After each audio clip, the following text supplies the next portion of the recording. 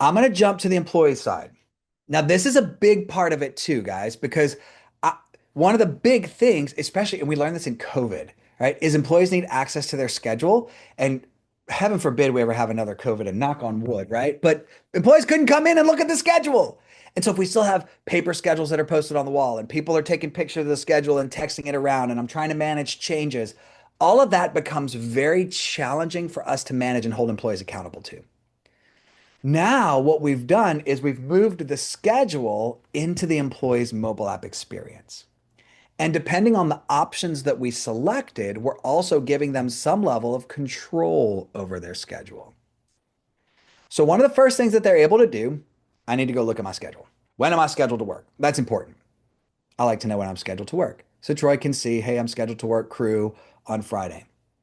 This is really interesting. When we built this, we built it with this view, and everybody wanted to see who am I working with. So we built this full schedule for you guys where employees could actually see the whole schedule. Like, hey, who am I working with on a given day? I don't know why that was so important to employees, but it was a big deal. So we've got it covered for you. For employees, they're also going to be able to, depending on the options, mark a shift as open, trade the shift with someone else, or drop the shift. So again, those options. Marking a shift as open means it's available for other employees to pick up, but I'm still responsible for it. It's still mine. You're not absolved of this shift. It's still your responsibility to work. But maybe like, hey, I have something Saturday. Let me just see if somebody can pick it up. And I don't have to go talk to everybody and text everybody and try and figure it out. I just put it out there. And now one of my colleagues, one of my peers can come in and they can pick up that shift for me.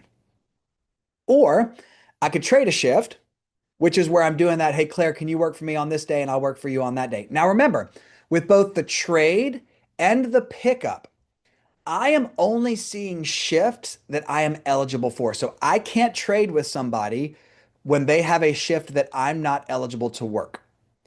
So I don't see the shifts for lifeguard because I'm not certified as a lifeguard. I'm only certified as a host, busser, or crew. So those are the options that I'm seeing. And so if I want to trade with Donna, hey, you take my shift and I'll take yours.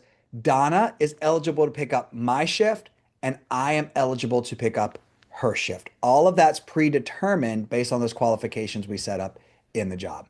And what that does is that just helps us make sure that you don't have a medical assistant picking up for one of your RNs, right? I don't have somebody in the kitchen trying to pick up a server shift that they're not qualified to work.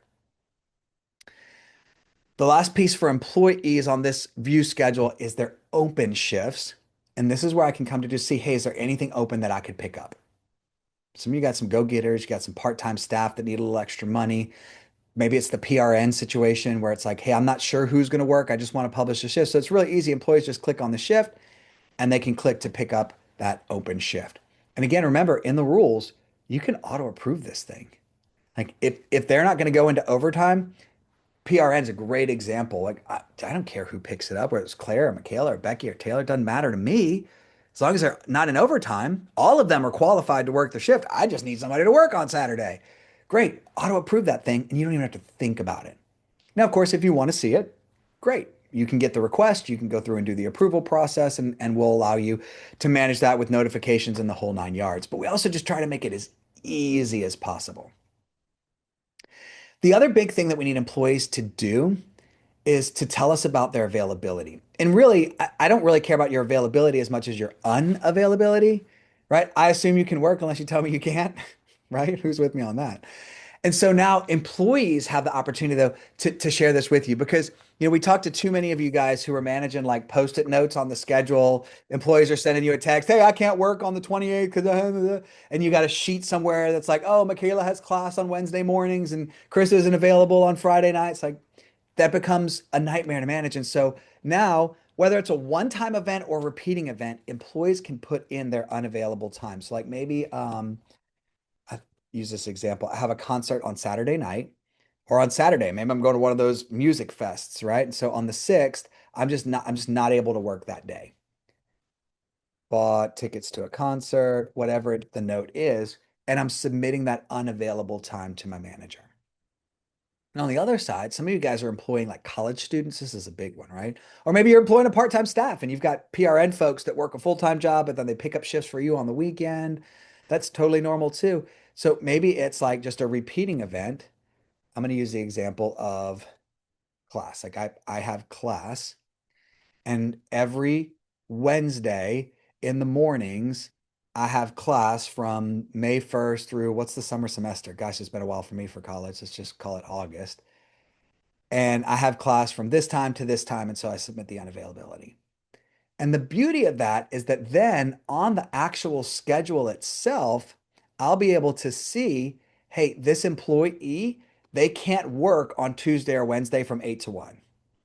And so I know when I'm building the schedule not to schedule Donna because she's unavailable on Tuesday and Wednesday from 8 to 1 for whatever reason. We agreed upon that and it's all fine when I hired her.